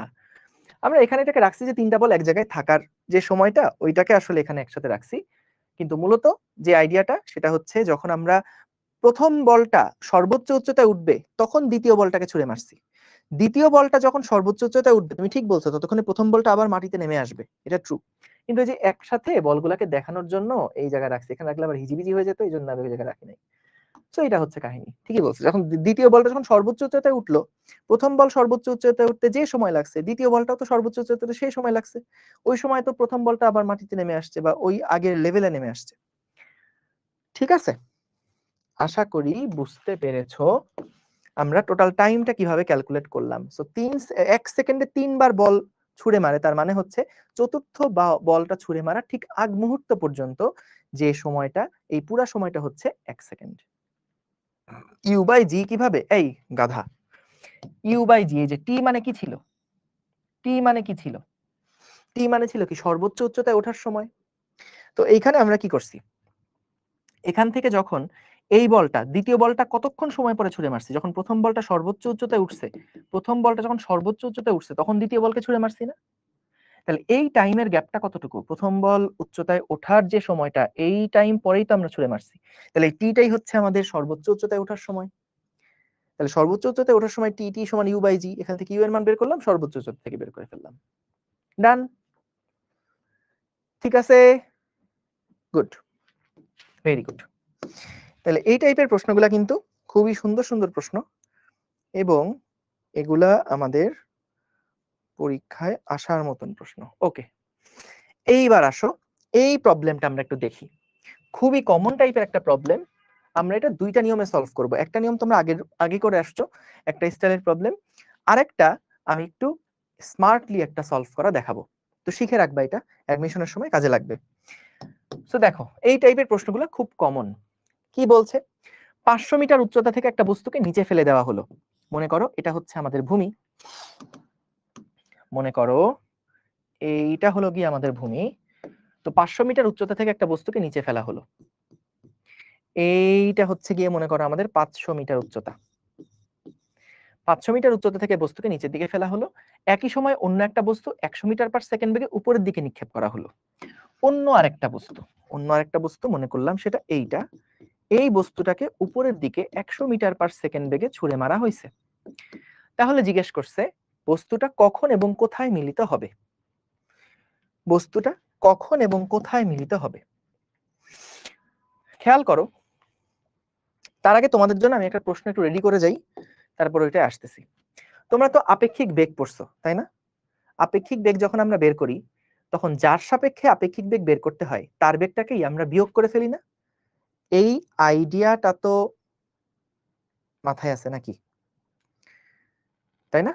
এটা তো জানোই যে কোনো একটা বস্তুকে আমরা যখন কোনো একটা বস্তুর সাপেক্ষে বেগ বের করি তখন যার সাপেক্ষে বেগ বের করি তার বেগটাকে কিন্তু আমাদেরকে উল্টায়ে লব্ধি করতে হয়, ঠিক না?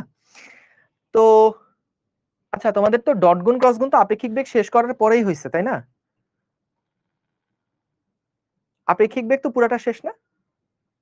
গুড, ঠিক আছে, তাহলে সমস্যা নাই। দেখো, তো তোমাদের জন্য একটা স্পেশাল প্রশ্ন, আমরা আপেক্ষিক বেগ তো বের করা শিখছি, তোমাদের কাছে একটা প্রশ্ন, মনে করো দুইটা বল, একটা যাচ্ছে, একটাকে উপর দিকে ছুঁড়ে মারছি আর একটাকে নিচের দিকে ছুঁড়ে মারছি, এটাকে মনে করো বললাম বি বস্তু, এটাকে বললাম এ বস্তু। তোমরা একটু চিন্তা করো মনে মনে, বি এর সাপেক্ষে এ এর ত্বরণ কত, বি এর সাপেক্ষে এ এর ত্বরণ কত, এটা একটু চিন্তা করতে থাকো। হ্যাঁ, বি এর সাপেক্ষে এ এর ত্বরণ কত, এটা একটু চিন্তা করতে থাকো। আমরা চলো এই প্রবলেমটা করে আসি তার মধ্যে। সো খেয়াল করো, উপরের দিকে 100 মিটার পার সেকেন্ড বেগে আমরা একটা বস্তুকে ছুঁড়ে মারছি, আর 500 মিটার উপর থেকে একটা বস্তুকে আমরা জাস্ট ছেড়ে দিছি। এইরকম একটা অবস্থায় বলছে কতক্ষণ সময় পরে তারা মিলিত হবে, কোথায় মিলিত হবে, এই টাইপের প্রশ্নগুলাই কিন্তু করে, এই টাইপের প্রশ্নগুলাই কিন্তু করে। আচ্ছা, সো খেয়াল করো, এইখানে আমরা মনে করলাম যে বস্তুটা ভূমি থেকে সাপোজ x মিটার উচ্চতায় তারা পরস্পর মিলিত হয়েছে, তাহলে এই বস্তুটা মিলিত হওয়া মানে কি দুইটা বস্তু এক জায়গাতে আসছে, মিলিত হওয়া মানে দুইটা বস্তু এক জায়গায় আসছে। তাহলে এই নিচের বস্তু যদি উপরের দিকে x মিটার দূরত্ব যায়, তার মানে উপরের বস্তুটা নিচের দিকে কত মিটার দূরত্ব নামছে বলতো? 500 মাইনাস x মিটার। সো এটা 500 মাইনাস x মিটার দূরত্ব নেমে এখানে আসছে, এটা x মিটার দূরত্ব উঠে এখানে গেছে, তখনই কিন্তু তারা মিলিত হয়েছে। এখন আমরা একজন স্থির অবজারভার যে এখান থেকে তাকায় এই তামাশা দেখতেছে, তার রেসপেক্টে আমরা নিচের বলটা আর উপরের বল দুইটার সমীকরণ লিখব। সো উপরের বলটার সমীকরণ লিখবো হলুদ কালার দিয়ে, নিচের বলটার সমীকরণ লিখবো সবুজ কালার দিয়ে। দেখো, সো এই উপরের বলটা নিচে নামতেছে h দূরত্ব, h হচ্ছে 500 মাইনাস x, আদিবেগ 0, জাস্ট হবে কত? Half into g into t square. ভালো কথা, মনে করলাম যে টি সময় পরে তারা মিলিত হয়েছে। এবার আসো নিচের বলটার জন্য যদি সমীকরণ লিখি, নিচের বলটা x মিটার দূরত্ব যাওয়ার পরে মিলিত হয়েছে, তাহলে x সমান সমান আদিবেগ হচ্ছে 100 into t minus half into g into t square হবে। এবার যদি আমরা দুইটাকে যোগ করে দিই, দুইটা সমীকরণকে যদি আমরা যোগ করে দেই, তাহলে কাটাকাটি হয়ে এখানে আসছে 500 সমান সমান এইটাও কাটাকাটি হয়ে আসছে 100 ইন্টু টি। সুতরাং টি সমান সমান কত হচ্ছে? 500 ডিভাইডেড বাই 100 সমান সমান 5 সেকেন্ড, অর্থাৎ 5 সেকেন্ড পরে তারা মিলিত হবে। 5 সেকেন্ড পরে তারা মিলিত হবে। ঠিক আছে, ঠিক আছে, 5 সেকেন্ড পরে তারা মিলিত হবে। এক্সিলেন্ট। এখন ভাইয়া খেয়াল করো, আমাদেরকে বলছে কোথায় তারা মিলিত হবে। সো কোথায় বের করার জন্য এই উপরের দুইটা সমীকরণে যে কোনো একটা সমীকরণ দিয়ে কাজ করলেই হলো, আইদার 1 অথবা 2, যে কোনো একটা সমীকরণে তুমি যদি টি এর মান বসাও তাহলে x এর মানটা পেয়ে যাবা। তাহলে এখান থেকে দেখো 500 মাইনাস 1 নাম্বার থেকে পাই 1 থেকে পাই 500 মাইনাস x সমান সমান half into g into 5 square. এখান থেকে আমরা x এর মানটা পেয়ে যাব। তাহলে 500 minus 4.9 into 25, 337.5 metre, sorry 377.5 metre. ঠিক আছে, 377.5 metre. Very good, Pankaj Banik answer দিছো, পারফেক্ট। ঠিক আছে, 9-10 এর ম্যাথ, গুড। এইবার আসো এই ম্যাথটাই আমরা একটু অন্যভাবে সলভ করব, আপেক্ষিক বেগ দিয়ে আমরা একটু সলভ করে দেখব। হ্যাঁ, তো মনে করো আমাদের এইখানে এতক্ষণ ম্যাথটা করছি কিসের সাপেক্ষে বলো তো? এতক্ষণ আমরা ম্যাথটা করছি কিন্তু বাইরে স্থির একজন অবজারভারের সাপেক্ষে, তাই না? বাইরের স্থির একজন অবজারভারের সাপেক্ষে আমরা পুরোটা ম্যাথ একটু আগে করছি। এটা হচ্ছে প্রসেস 1। প্রসেস 1। এইবার আমরা প্রসেস 2টা একটু জেনে রাখো, একটু শিখে রাখো, নতুন একটা আইডিয়া। তোমাদেরকে আমি যে প্রশ্ন করছিলাম এটার উত্তর কি? যে বি এর সাপেক্ষে এ এর ত্বরণ কত বলছো তোমরা? বি এর সাপেক্ষে এ এর ত্বরণ কত বলছো তোমরা? বাহ, বি এর সাপেক্ষে এ এর ত্বরণ তোমরা কত বলছো?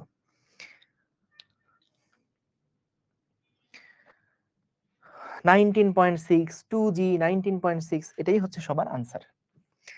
একটু দেখি তো আসলেই কি এরকম হয় কিনা, আসলেই কি এরকম হয় কিনা, চলো একটু দেখি।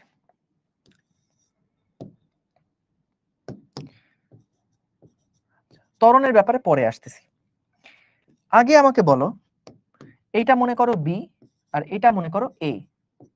ঠিক আছে, আমরা বের করতে চাই বি এর সাপেক্ষে, বি এর সাপেক্ষে আমরা বের করতে চাই বি এর সাপেক্ষে এ এর সরণ। বলো তো যখন তারা মিলিত হবে তখন আমরা বলছিলাম উপরেরটা মনে করো বা নিচেরটা মনে করো উপরের দিকে গেছে এক্স পরিমাণ, তাহলে উপরেরটা নিচে আসবে কতটুকু? 500 মাইনাস এক্স পরিমাণ নিচে আসবে। তাহলে বলো তো বি এর সাপেক্ষে এ এর সরণটা কত মেজার করবা? এটাকে আমি এভাবে বলছি, যার সরণ সেটাকে প্রথমে রাখলাম, যার সাপেক্ষে সেটাকে পরে রাখলাম। এভাবেই তো আমরা করছি, তাই না? আপেক্ষিক বেগও যখন হিসাব করছিলাম, যার সাপেক্ষে সেটা পরে লিখি, যার বেগ সেটাকে আগে লিখি, ঠিক না? তাহলে এইচ এ বি, এইখানে আমাকে একটু বলো তো, যেহেতু বি এর সাপেক্ষে আমরা সরণ বের করছি, মানে মিলিত যখন উপর থেকে ছেড়ে দিলাম 500 মিটার ডিস্টেন্সে তারা আছে, যখন একটা আরেকটার দিকে আসছে, একটা আরেকটার দিকে আসছে, আমরা বের করতে চাচ্ছি বি এর সাপেক্ষে এ এর সরণ কত, বি এর সাপেক্ষে এ এর সরণ কত। দেখো এটা কমন সেন্স দিয়ে আগে বলে ফেলি, বি এর সাপেক্ষে এ এর সরণ, বি আগে দেখছিল এটা 500 মিটার উচ্চতায় ছিল, যখন তারা মিলিত হয়েছে তখন বলতো বি এর কাছে কত মনে হবে যে তাদের মধ্যে সেপারেশন এখন 0? আগে তাদের মধ্যে সেপারেশন ছিল 500, আগে তাদের মধ্যে দূরত্ব ছিল 500, যখন এরা মিলিত হয়ে গেল তখন তাদের মধ্যে সেপারেশন কিন্তু এখন 0। তাহলে বি কিন্তু চিন্তা করবে যে এ আসলে 500 মিটার সরণ ঘটাইছে, এ আসলে 500 মিটার সরণ ঘটাইছে। ফিলটা পাইছো? যে উপরে যে আছে এ, শুরুতে নিচে ছিল বি, বি দেখতেছিল আরে ও তো 500 মিটার উচ্চতায় আছে, বলতো যখন মিলে গেছে তখন বি কি দেখছে, তখন বি দেখতেছে আরে এ তো আমার কাছে চলে আসছে, ওর সরণ তো আমার থেকে 0 মিটার।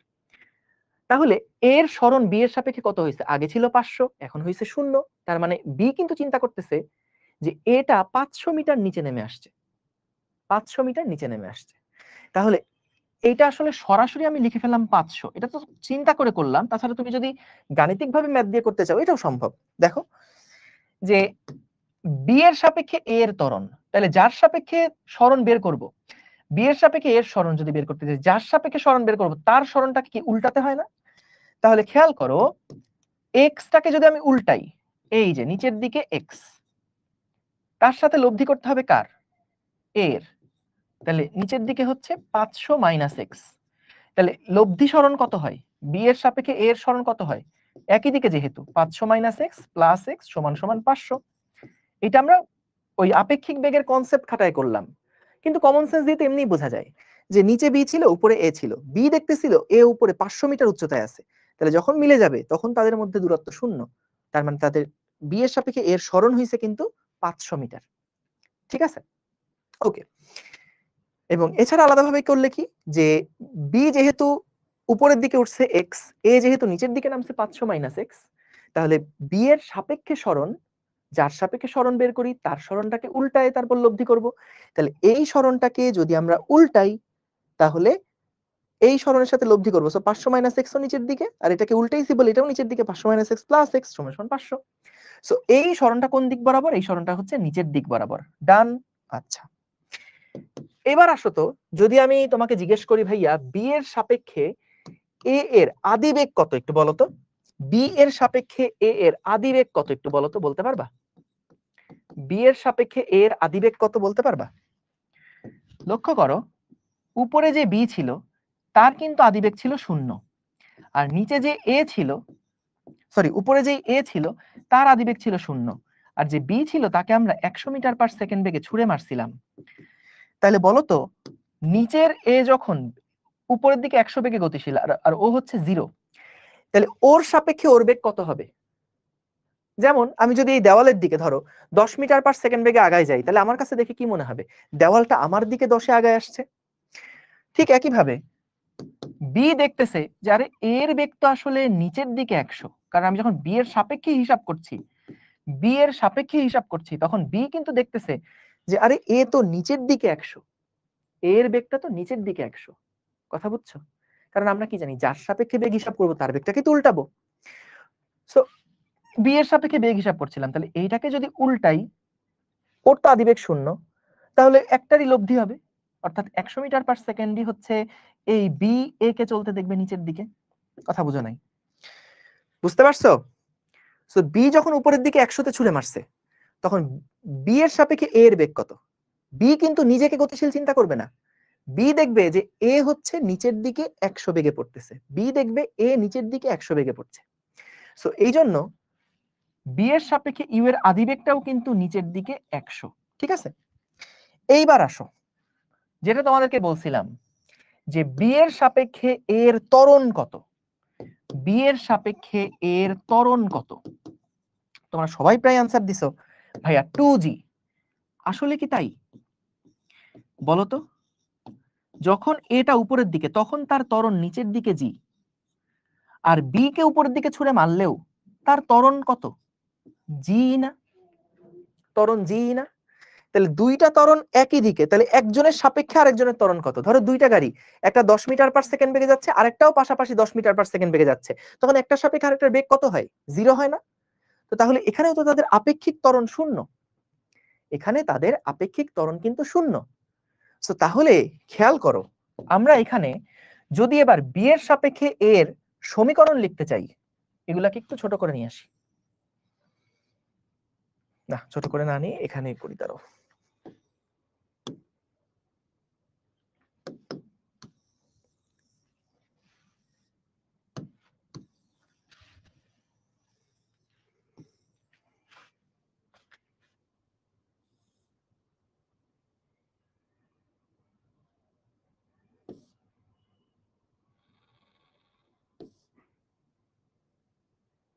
ওকে, সো যদি আমরা এবার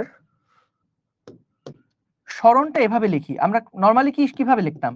h is equals two ut plus half g t square এভাবে লিখতাম, বা হাফ এটি স্কয়ার এভাবে লিখতাম। এখন আমরা লিখব যে যেহেতু বি এর সাপেক্ষে সবগুলা হিসাব করছি, তাই এইচ এ বি সমান সমান u a b plus half a b t square. অর্থাৎ এবার প্রত্যেকটা ক্যালকুলেশন এই গতিসূত্রটা আমরা অ্যাপ্লাই করতেছি কিসের জন্য? গতিসূত্রটা আমরা অ্যাপ্লাই করতেছি বি এর সাপেক্ষে, বি এর সাপেক্ষে সরণ কত, বি এর সাপেক্ষে আদিবেগ কত, বি এর সাপেক্ষে ত্বরণ কত, সেগুলো হিসাব করছি। তাহলে আমাকে দেখো, এখানে আমাদের বি এর সাপেক্ষে এর সরণ ছিল নিচের দিকে 500, বি এর সাপেক্ষে এর আদিবেগ ছিল নিচের দিকে 100, বি এর সাপেক্ষে এর ত্বরণ ছিল 0, এ বি এটা হচ্ছে 0। তাহলে এই পার্টটা কিন্তু হয়ে যায় কত? 0।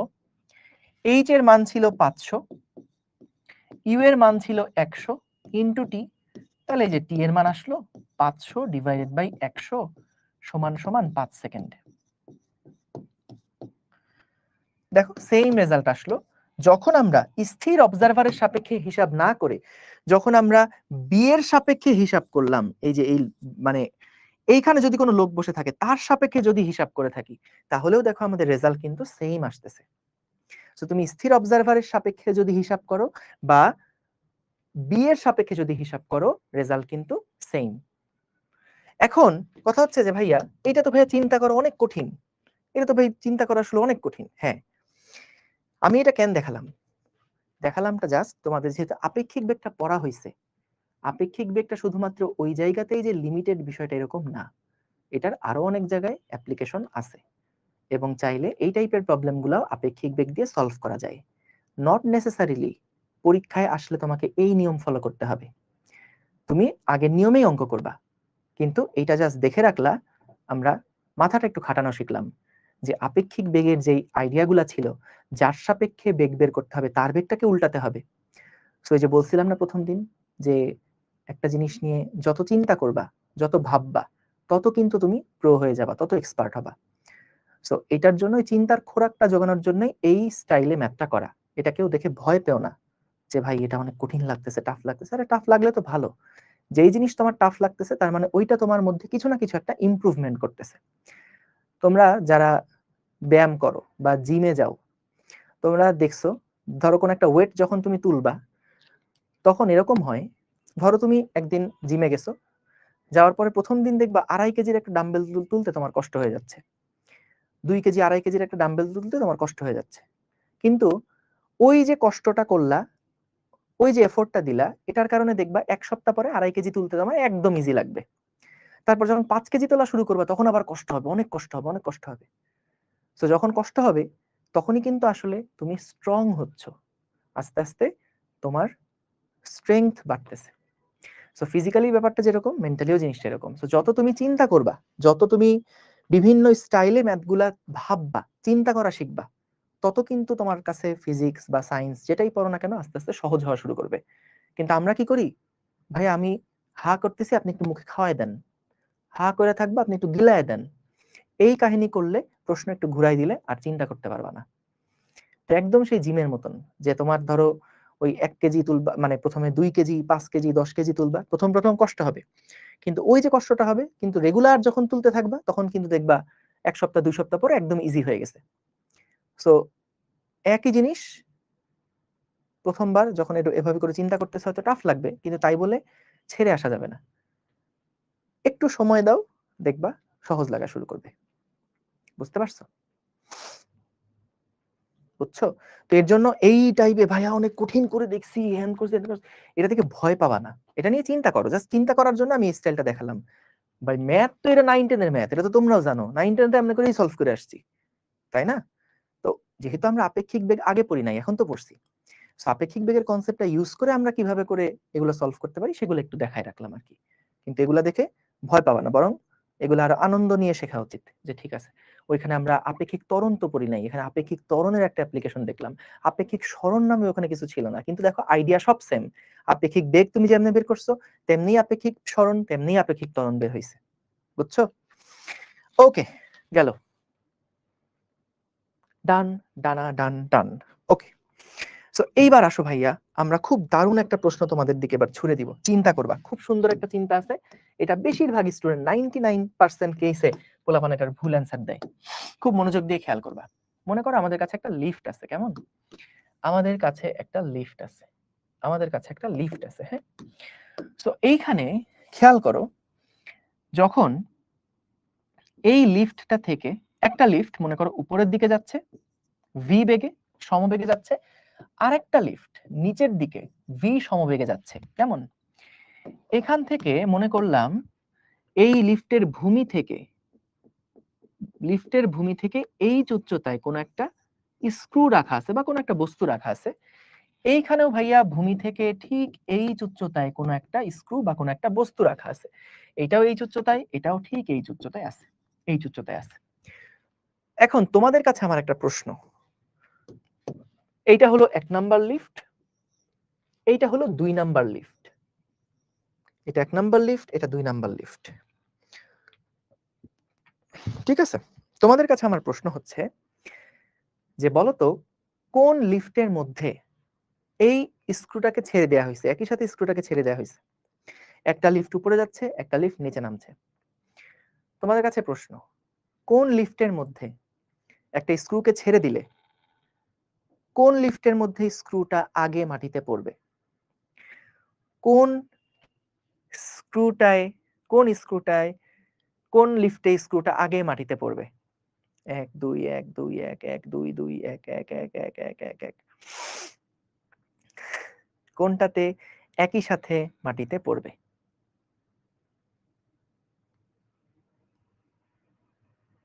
কোনটাতে একই সাথে মাটিতে পড়বে? প্রশ্নটা একটু লিখে দেই। কোন লিফটে, কোনটিতে স্ক্রু আগে লিফটের মেঝেতে পড়বে?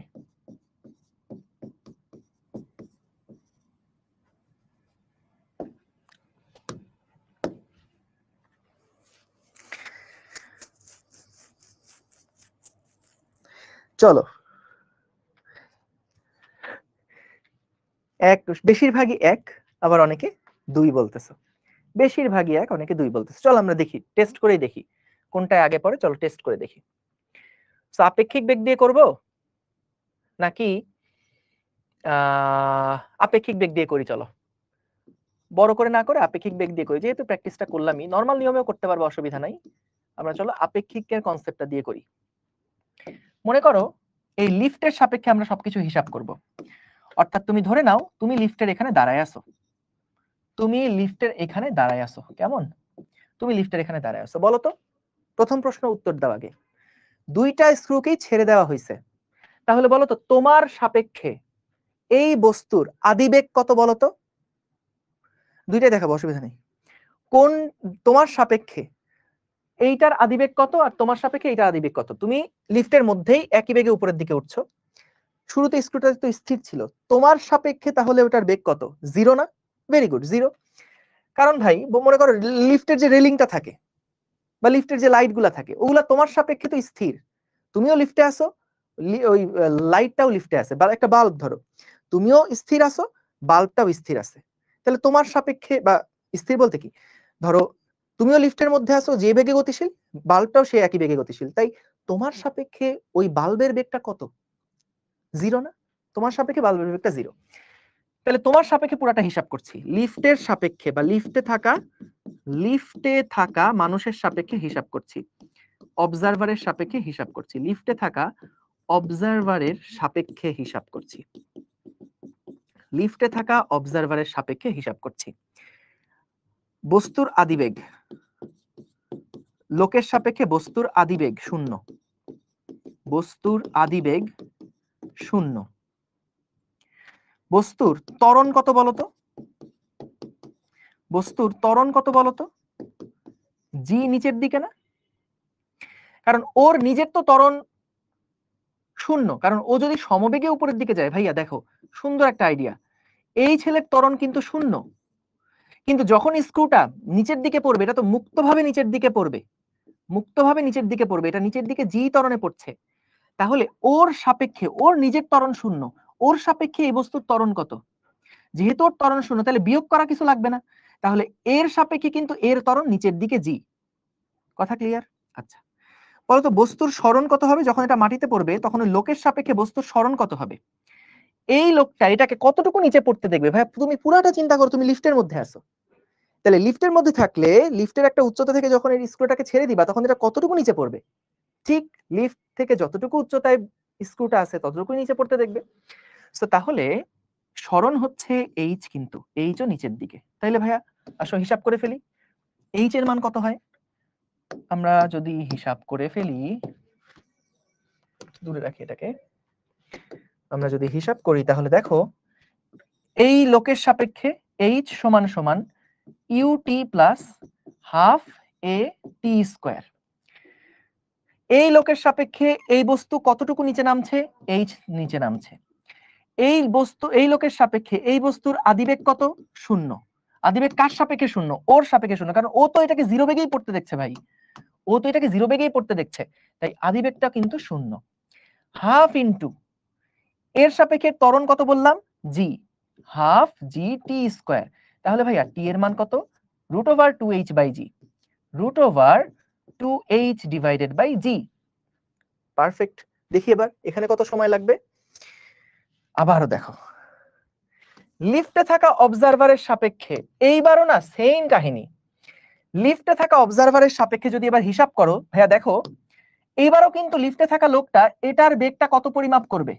0 পরিমাপ করবে। ওর নিজের ত্বরণ 0, কারণ ও তো লিফটের সাথে যাচ্ছে, লিফট সমবেগে, তাই ও সমবেগ, সমবেগ মানে ত্বরণ 0। তাহলে এর সাপেক্ষে ওর যে ত্বরণ সেটা কিন্তু ভাইয়া নিচের দিকে জি, এই যে নিচের দিকে জি। এর সাপেক্ষে এর সরণ কতটুকু? নিচের দিকে এইচ, কারণ এই লোকটা বস্তুটাকে এইচ দূরত্বই মাটিতে পড়তে দেখবে, অন্য কিছু না। তাহলে আবারও কিন্তু একই সূত্র আসতেছে যে এইচ সমান সমান ইউটি প্লাস হাফ এ টি স্কোয়ার। তো আমাদের লোকের যে ত্বরণ, মানে লোকের ত্বরণ তো না, এটা হচ্ছে লোকের সাপেক্ষে বস্তুর ত্বরণ, লোকের সাপেক্ষে বস্তুর ত্বরণ, এই ভালো কথা, এটা জি, এটা তো হাফ জি টি স্কয়ার, সরি কি করলাম। ওকে, সো আদিবেগ যেটা, লোকটা কিন্তু এই বস্তুটাকে 0 বেগে ছেড়ে দিছে, বা এর আদিবেগ হচ্ছে 0। তাহলে এইচ সমান সমান আবারও সেই একই জিনিস আসছে, হাফ ইনটু ত্বরণ, ত্বরণ এটা কার সাপেক্ষে কার ত্বরণ? এটা হচ্ছে লোকের সাপেক্ষে বস্তুর ত্বরণ, সেটা নিচের দিকে জি, তাহলে হাফ জি টি স্কয়ার। এখান থেকেও দেখো আসছে টি সমান সমান √2h/g, যেটা এক্স্যাক্টলি আগেরটার মতনই। অর্থাৎ দুইটা লিফটের মধ্যেই কিন্তু স্ক্রুটার মাটিতে পড়তে সমান সময় লাগবে, বুঝছো? দুইটারই কিন্তু সমান সময় লাগবে। এটা হয়তো তোমাদের বিশ্বাস হচ্ছে না, এটা হয়তো বা তোমাদের বিশ্বাস হচ্ছে না যে ভাইয়া কেন, এটা তো উপরে যাচ্ছে, তাহলে তো এটার আগে পড়ার কথা, কারণ এটা দেখেন যখন নিচে পড়বে তখন তো এটা উপরে উঠে গেল, তাহলে এটা আগে পড়বে না? আর এটা যখন নিচে নামতেছে তখন লিফটও তো নিচে নেমে যাচ্ছে, তাহলে এটা তো মাটিতে পড়তে বেশি সময় লাগবে। চলো এবার আমরা একদম আরো পিওর একটা অ্যানালাইসিস করে একটু দেখি তো, যে আসলে কি হয়, আসলে কি হয় যদি আমরা স্থির কোনো অবজারভারের সাপেক্ষে, মানে বাইরে থাকা কোনো অবজারভারের সাপেক্ষে যদি এই জিনিসটা ক্যালকুলেট করি, তাহলে কি হয় চলো সেটা একটু দেখে ফেলি। বাইরে থাকা অবজারভারের সাপেক্ষে, কারণ তোমাদের ধারণা আমি বুঝছি, তোমরা চিন্তা করতেছো যে ভাই দেখেন এই উচ্চতা থেকে যখন ছেড়ে দিব, লিফট যদি উপরের দিকে ভি বেগে যায়, তাহলে তো ভাই এটা উপরে উঠে যাবে, এটা তো তাড়াতাড়ি পড়ার কথা নিচে।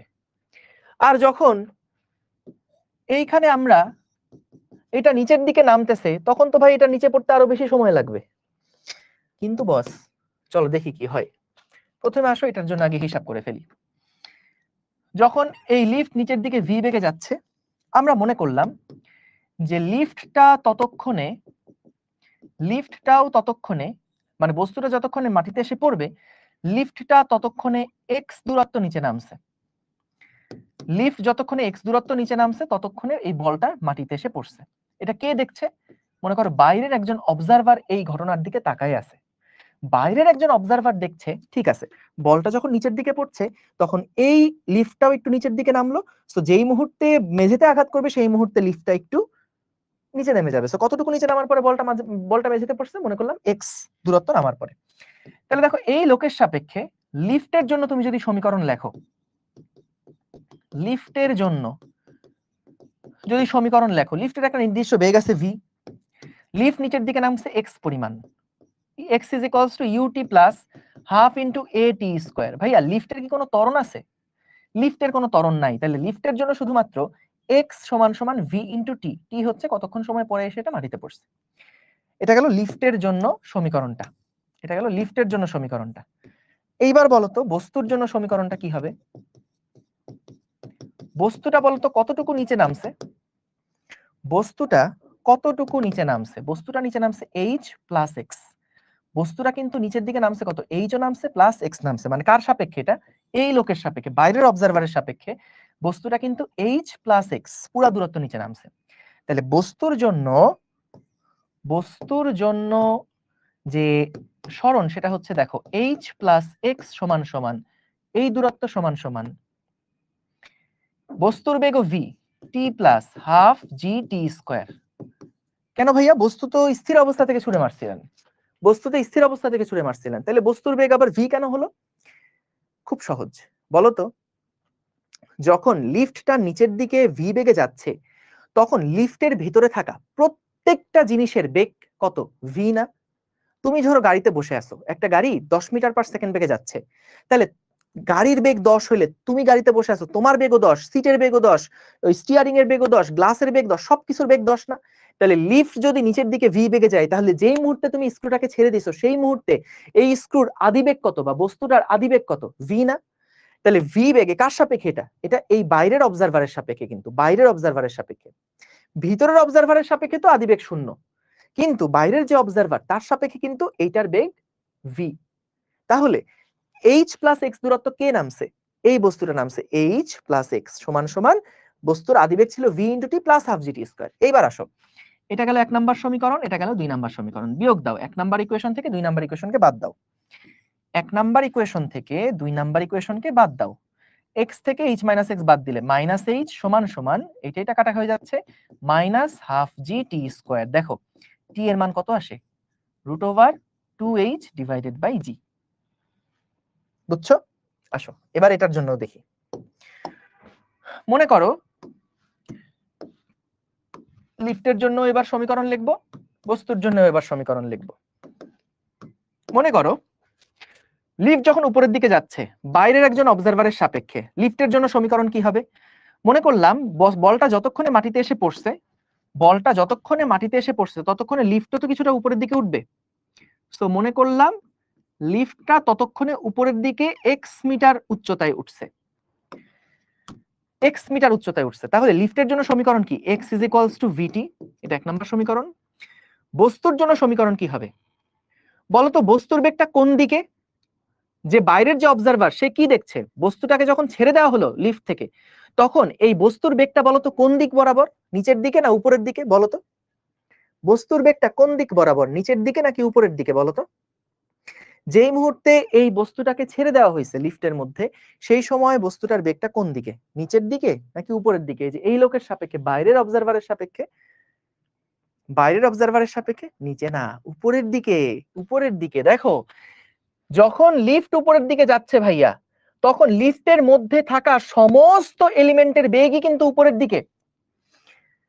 ধরো আমি যদি এই বইটাকে ধরে উপরের দিকে উঠাই, ধরো 10 মিটার পার সেকেন্ড বেগে উপরের দিকে উঠাচ্ছি, তাহলে কি প্রত্যেকটা পেজের বেগ কি উপরের দিকে 10 মিটার পার সেকেন্ড হবে না? কাভারের বেগ উপরের দিকে 10 মিটার পার সেকেন্ড, প্রত্যেকটা পেজের বেগ উপরের দিকে 10 মিটার পার সেকেন্ড। তাহলে একটা লিফটও যখন উপরের দিকে ভি বেগে যাচ্ছে, তখন সেই মুহূর্তে প্রত্যেকটা জিনিসের বেগই উপরের দিকে কত করে? ভি করে। তাহলে প্রত্যেকটা জিনিসের বেগ উপরের দিকে ভি করে হলে এই বস্তুটার জন্যও কিন্তু যেই মুহূর্তে বস্তুটাকে ছেড়ে দিবা সেই মুহূর্তে বস্তুর আদিবেগ কিন্তু ভাইয়া উপরের দিকে ভি, সেই মুহূর্তে বস্তুর আদিবেগ কিন্তু উপরের দিকে ভি। তাহলে খেয়াল করো আমাদের এই বস্তুটা কি করতেছে? উপরে উঠে তারপরে নিচের দিকে নামছে, তাহলে তার সরণ হচ্ছে নিচের দিকে h মাইনাস এক্স, সরণ হচ্ছে নিচের দিকে h মাইনাস এক্স, বেগ হচ্ছে ভিটি হাফ জিটি স্কোয়ার। এখন বলো তো তার আদিবেগ উপরের দিকে, এটার সামনে যদি প্লাস রাখো, জি তো নিচের দিকে, জিটা কে দেখছে? এই লোকের সাপেক্ষে বেগটা হলো নিচের দিকে জি, তাহলে এই লোকের সাপেক্ষে বস্তুর বেগ হলো উপরের দিকে ভি, এটাকে উপরের দিকটাকে প্লাস বললাম, নিচের দিকে ত্বরণ জি, উপরের দিকে প্লাস বললে নিচের দিকে মাইনাস হবে, এবং এইচ মাইনাস এক্স যে সরণটা এটাও তো জি এর দিকে, তাহলে এটার সামনে মাইনাস হবে। তাহলে এইবার আসো আমরা যদি দুইটা সমীকরণকে বিয়োগ দেই, একটা থেকে আরেকটা যদি বিয়োগ দেই, তাহলে কি হবে? X plus H minus x সমান সমান মাইনাস যেহেতু করতেছো হাফ জি টি স্কোয়ার। এক নাম্বার থেকে দুই নাম্বারটা বাদ দিচ্ছি, এক নাম্বার ইকুয়েশন থেকে দুই নাম্বার সমীকরণ বাদ দিচ্ছি। এই দেখো এখানে সেই একই জিনিস আসলো, এইচ সমান সমান হাফ জি টি স্কোয়ার। তাহলে টি এর মান আসছে 2h ডিভাইডেড বাই জি, এটাকে রুট করে যা আসে তাই। সো প্রমাণ পাইছো? এটা হচ্ছে বাইরের অবজারভারের সাপেক্ষে, বাইরের স্থির অবজারভারের সাপেক্ষে, অবজারভারের সাপেক্ষে। আর আমরা আগেরটা হিসাব করছিলাম লিফটে থাকা অবজারভারের সাপেক্ষে কত কি হয়। বুঝেছো? বুঝছো?